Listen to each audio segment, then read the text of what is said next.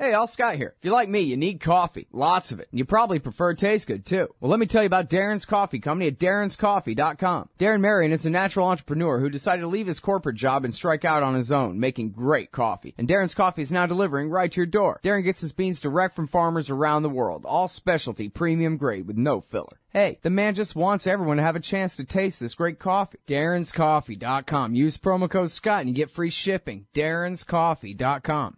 All right, you guys, welcome back to the show. I'm Scott Horton. It's my show, The Scott Horton Show, etc.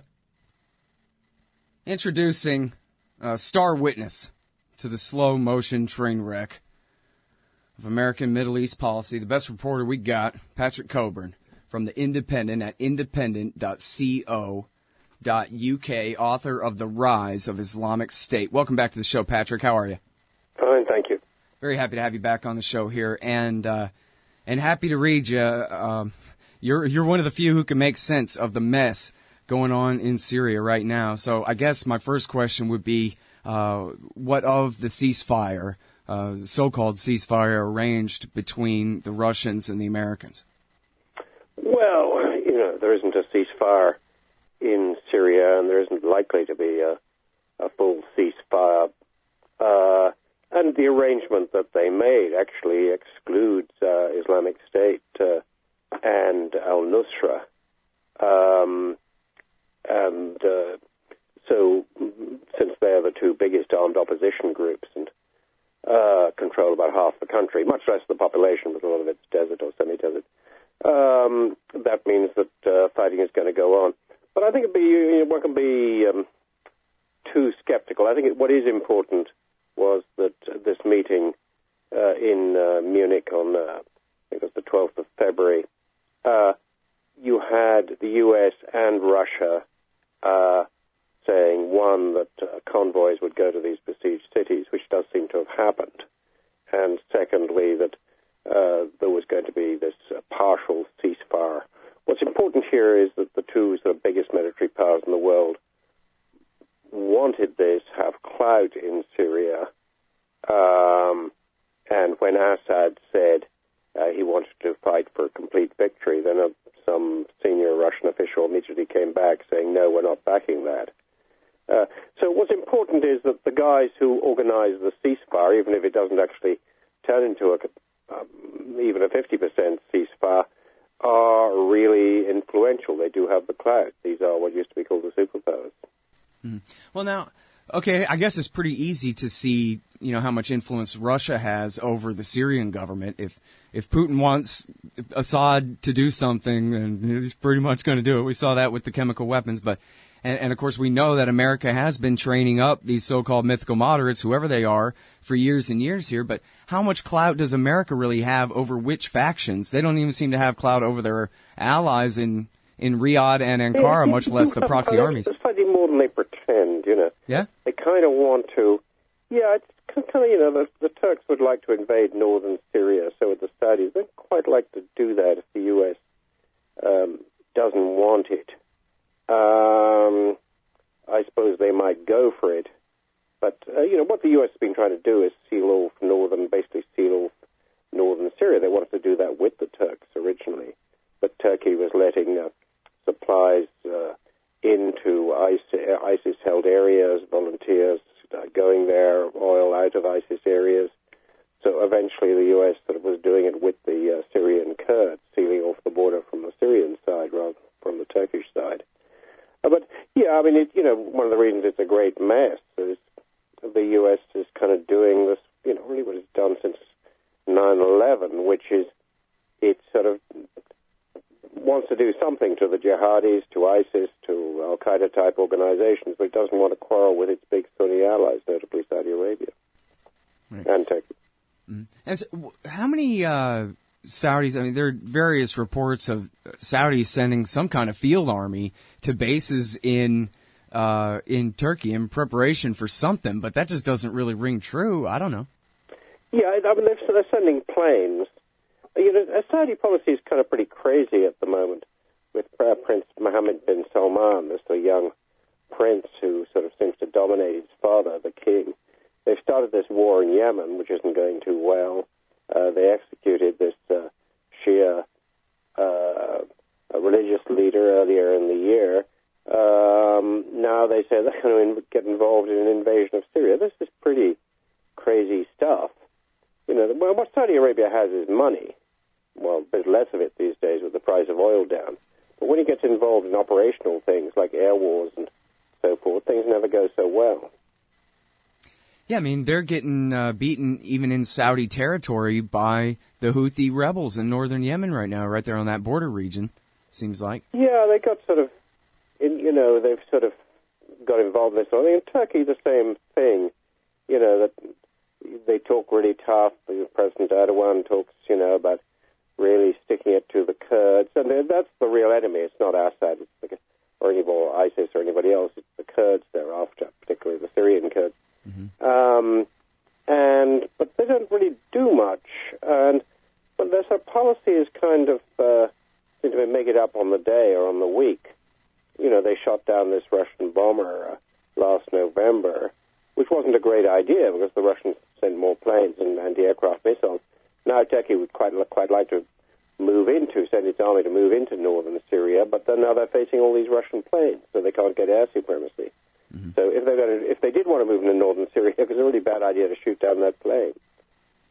And yeah, I could see that being a tactical mistake for their strategy. But now, so when you say that, it's pretty clear too that Assad is second place to the Kurds in the sights of the Turkish government there. But I wonder how distant of a second place is the Assad government? Is the Turkish government past their goal of regime change at this point in Damascus? They go on repeating like this, like a sort of demented parrot, so to Saudi Arabia. It's perfectly obvious Assad isn't going to go, The government isn't going to go. They control most of the population. They're backed by Russia and Iran. Their army's advancing. Why should they go? But they don't seem to have a policy.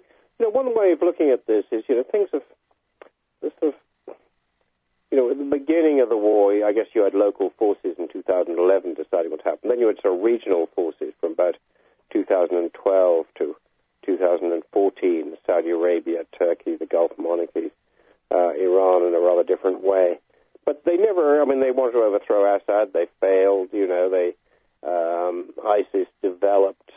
And then now it's got much more sort of internationalized with the U.S. and Russia playing a much bigger role. And the regional powers aren't quite so powerful. That is changing. I think, the prospects of something happening are positive, have gone up a bit, I think, because we don't just have the Turks and the Saudis saying, we want to overthrow Assad and pretending that these jihadi organizations are moderate when they're not. Well, am I reading the Democrats right when, John Kerry is kind of laying out the plan here that they mean to have a peace at some point in the, somewhat near-term future between the mythical moderate groups and Assad, and then everybody from there is supposed to turn on al-Nusra and the Islamic State, or fight them all at once? It's even more complicated than that, because you have al-Nusra, but then you've got these other two groups that the Russians wanted to say were also terrorists, which is Ahrar al-Sham, which is close to al-Nusra, and Jaish al-Islam, which is kind of east of Damascus, sort of basically financed by the Saudis. They're both sort of extreme Sunni fundamentalist organizations. The problem, for the U.S. and American allies is that if they allow these to be labeled as terrorists, then, they don't have any moderates left. Right. But also, it's kind of hypocritical, all this. You watch television, you see in the newspapers that the Russians are only banning on moderates. Nobody ever says who these moderates are or where they are, and why. If there's substantial parts of Syria run by moderates, why don't journalists go there, And right. why do they sit in Turkey or sit in Beirut? Of course, the reason is very simple. If they know if they actually turned up there, they'd be in the boot of a car in 10 minutes. They'd be kidnapped, because these guys aren't so moderate. All right, hold it right there. We got to take this break. They're not moderate. We'll be right back, y'all, with Patrick Cockburn from The Independent, author of The Rise of Islamic State, right after this. Independent.co.uk. Hey, y'all, Scott Horton here. Are you a libertarian and or peacenik? Live in North America? If you want, you could hire me to come and give a speech to your group. I'm good on the terror war and intervention, civil liberty stuff, blaming Woodrow Wilson for everything bad in the world, Iran, central banking, political realignment, and, well, you know, everything. I can teach markets to liberals and peace to the right. Just watch me. Check out scotthorton.org/speeches for some examples and email me, scott@scotthorton.org for more information. See you there. Hey, Scott Horton here for MPV Engineering. This isn't for all of you, but for high-end contractors specializing in industrial construction and end users who own and operate industrial equipment. MPV offers licensed professional consulting on chemical and mechanical engineering for your projects. Tanks, pressure vessels, piping, heat exchangers, HVAC equipment, chemical reactors for oil companies or manufacturing facilities, as well as project management support and troubleshooting for those implementing designs. MPV will get your industrial project up and running. Head over to mpvengineering.com. All right, you guys, welcome back. Darn commercial messages interrupting our show here. Scott Horton talking with Patrick Cockburn, the great Patrick Cockburn from the Independent, independent.co.uk. This latest piece here is called "The Winners and Losers Are Becoming Clear in This War," in this Syria war. Great piece, and again, he's the author of the book, which you got to read it, "The Rise of Islamic State." And where we left off. Patrick, you were talking about the kind of irony. It's kind of funny in a way to see people like Jeb Bush say, protest, all of them, the politicians and the media, everybody, the D.C. consensus, that those darn Russians, how dare they bomb anybody but ISIS in Syria, which they just leave this huge omission where we know what they mean is Al-Qaeda. They're mad because Russia's bombing al-Nusra and Ahrar al-Sham, which are both loyal to Ayman al-Zawahiri, right? Sure, yeah, no, it's kind of absurd. In Britain, the government won't identify the moderates, but that might put them in danger. There are meant to be 70,000 of them. They're meant to be armed, Well, what makes them so shy? And, the government's so shy because they don't really exist, Yeah. You have guys on the ground in Syria, some village militia, some local warlord, somebody pays them some money, they might join up. But that's why you have these sort of endlessly different groups, they're all sort of small gangs. But to describe them as moderates is absurd. Well, and even back in 2012, they said, well, look, the Al-Farouk Brigade, they're moderate, they want elections. But then that was their commander on film eating a dead soldier's heart. So, much for that. This is sort of, this has happened from the beginning. But things have changed, the Russian intervention on 30th September last year, that means the Syrian army has its sort of air force, just like the Syrian Kurds have got the U.S. Air Force. And that puts a lot of pressure on ISIS. So they're losing their connection to the Turkish border because they always were very dependent on being accessed and through Turkey. And so I think that ISIS is getting weaker at this within sort of Iraq, Syria. Of course, they'll pop up. They're popping up elsewhere in Libya and so forth. Have they completely lost Aleppo at this point? Aleppo, is sort of, there are different groups there. Al-Nusra is quite strong there. Al-Nusra, you see, you have local groups that are not Al-Nusra, but often they're operating under license, It's a bit like the mafia supposedly used to operate. You had lots of people who weren't necessarily part of the mafia, but they only operated, under license. Mm-hmm. Yeah, sort of like the Al-Qaeda in Iraq was the under license as a smaller faction of the larger Sunni-based insurgency during Iraq War II. Yeah, and it's sort of, so these, and also they know that, you can't, it's difficult to have Turkey or Saudi Arabia or Qatar give weapons directly to al-Nusra because the Americans, the Russians might object. But it's much better if you let some other organization down the road continue to exist. then that gets the Tower missiles, whatever it is, and they hand them over to you. Right. In fact, just yesterday, so there is Patrick... a pretty practical reason why al-Nusra would want these other groups to go on existing. And also, they sort of, they just move into, they're close enough to, they kind of, al-Sham and al-Nusra are much different. They just sort of don't put up their flags and close to the Turkish border where Western television can see them. They put up al-Sham flags instead. Mm-hmm. So they're quite sort of clever about publicity. They know it would be a bad idea to sort of have all these al-Nusra flags within sight of a lot of television cameras. Mm. Yeah, that's funny. The moderate groups basically is just kind of different names for the arms acquisition part of the al-Nusra front. There's a quote from the State Department spokesman just a day or two ago where he said, "The reality of the situation in both Syria and Iraq is that equipment and various weaponry, while given to the good guys, sometimes end up in the hands of the bad guys." Yeah, I mean, it's not just sometimes, there's a continual flow. But, now, the last sort of corridor really linking the opposition north of Aleppo to Turkey is sort of under attack. It's something called the Azaz corridor. The Turks are havering, do they want to get involved or not? How far will they get involved? On the other hand, if they don't do anything, then they can see their whole policy in Syria since 2011 turning into a disaster. They've got half their southern frontier run by the Syrian Kurds. So they're tempted to do it. Will they do it? We don't know. What they'd like to do would be sort of edge the U.S. into getting involved, but I don't think that's going to happen. Mm. All right, now you talk a lot in your book about the Saudi donors, the kind of private and pseudo-private Saudi donors who have supported the Islamic State and al-Nusra Front to a degree. And I had found this great quote from Prince Saud al-Faisal in the Financial Times, where he had told John Kerry, Daesh, that's the Islamic State, is our response to your support for the Dawah.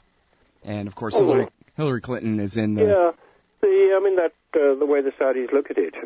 And has that changed at all? Because, of course, the current narrative is that, the Saudis were donating to some extremists, but we made them stop now. I see the Brookings Institution guys I claiming that. couldn't prove the opposite, but it's the nature of money. But when you have guys as tough as Islamic State, is it likely they're going to be confined them, spend a lot of energy trying to tax the local vegetable market and not try to get money from sympathizers, rich sympathizers in Saudi Arabia and Qatar and Kuwait and elsewhere? It seems to be very unlikely. Mm-hmm. So there's a sort of consensus this isn't happened. And among foreign experts, if you go to Iraq itself, there's or Syria, there's a consensus the other way that these guys quite certainly are getting money through donations and so forth. Mm-hmm. And I think what Syrians and Iraqis think about this is probably true. Yeah. And did you see the Nancy Youssef piece about the Badr Brigade fighting in Syria, where we're backing them in Ramadi against the Islamic State, but then we're backing the rebels, the so-called rebel groups like Ahrar al-Sham against them in Syria? I didn't see that one. It's sort of, but it's always been the case, of sort of a different policy in Iraq from Syria. Yeah, it's really amazing. Now, I'd seen another piece that said that the Iraqi army, the Shiistan army, is building up forces currently in Kurdistan, preparing for a joint assault on Mosul. Do you have any idea when or if that might come? I'd be a bit dubious. I was just in Kirkuk and in KRG. I didn't see much sign of that. The Iraqi army, despite all this talk about having taken Ramadi, still has its very limited number of combat troops down at Ramadi. The Kurds don't want to get involved in an assault on Mosul, being caught up in street fighting and so forth. And also there are other problems. One looks at this in some political and military terms, but the price of oil being down means, the Kurdish government's got no money. It's not that it can't pay people on the government payroll. That's one of the reasons so many of them desperately trying to reach Europe. So there's a real sort of economic calamity there. It's difficult in those circumstances to, if you can't really pay your own troops to launch an attack on Mosul. Mm. At the same time, ISIS is getting weaker there. I've just been in touch with a lot of people who just left Mosul, and they were saying it's getting, there's very little electricity, clean water, prices are very high, there are no jobs, and they also say ISIS is getting crueler and sort of nastier in enforcing regulations, that they're sort of women being sort of wearing not only, these a full robe, but also gloves and socks and everything else. And if they don't, then the man with her gets lashed and so forth, or they get attacked. And they say this is getting more vicious, particularly from Saudis and Libyans who are ISIS members. They do have a way of wearing out their welcome, don't they, these Al-Qaeda and Iraq types? Yeah. So such sympathy as they did get before, I think, is going right down. On the other hand, these guys can still fight, and they're not planning to run for election, so right. They may be losing public sympathy, but, people just try and get out. It's difficult to get out because they don't want a mass exodus, so people have to pay $400 or $500 to smugglers to get them out, who may be connected to ISIS, and have to kick back to ISIS a proportion of that money. Amazing. All right, well, listen, I could keep asking you questions like this all day, but I will let you go like in the deal. I sure appreciate you coming back on the show, Patrick. Not at all. All right, y'all, that is a heroic Patrick Cockburn from the Independent, independent.co.uk, and the book is Rise of the Islamic State. Hey, Scott Horton here to tell you about this great new book by Michael Swanson, The War State. In The War State, Swanson examines how Presidents Truman, Eisenhower, and Kennedy both expanded and fought to limit the rise of the new national security state after World War II. If this nation is ever to live up to its creed of liberty and prosperity for everyone, we are going to have to abolish the empire. Know your enemy. Get The War State by Michael Swanson. It's available at your local bookstore or at Amazon.com in Kindle or in paperback. Just click the book in the right margin at scotthorton.org or thewarstate.com. Hey, Scott Horton here for Liberty.me, the great libertarian social network. They've got all the social media bells and whistles. Plus, you get your own publishing site, and there are classes, shows, books, and resources of all kinds. And I host 2 shows on Liberty.me. Eye on the Empire with Liberty.me's Chief Liberty Officer Jeffrey Tucker every other Tuesday, and The Future of Freedom with FFF founder and president Jacob Hornberger every Thursday night, both at 8 Eastern. When you sign up, add me as a friend on there. ScottHorton.Liberty.me. Be free. Liberty.me. Hey, Scott Horton here to tell you about this great new ebook by longtime Future Freedom author Scott McPherson. Freedom and Security, the Second Amendment and the Right to Keep and Bear Arms. This is the definitive principled case in favor of gun rights and against gun control. America is exceptional. Here the people come first, and we refuse to allow the state a monopoly on firearms. Our liberty depends on it. Get Scott McPherson's Freedom and Security, the Second Amendment and the Right to Keep and Bear Arms on Kindle at Amazon.com today.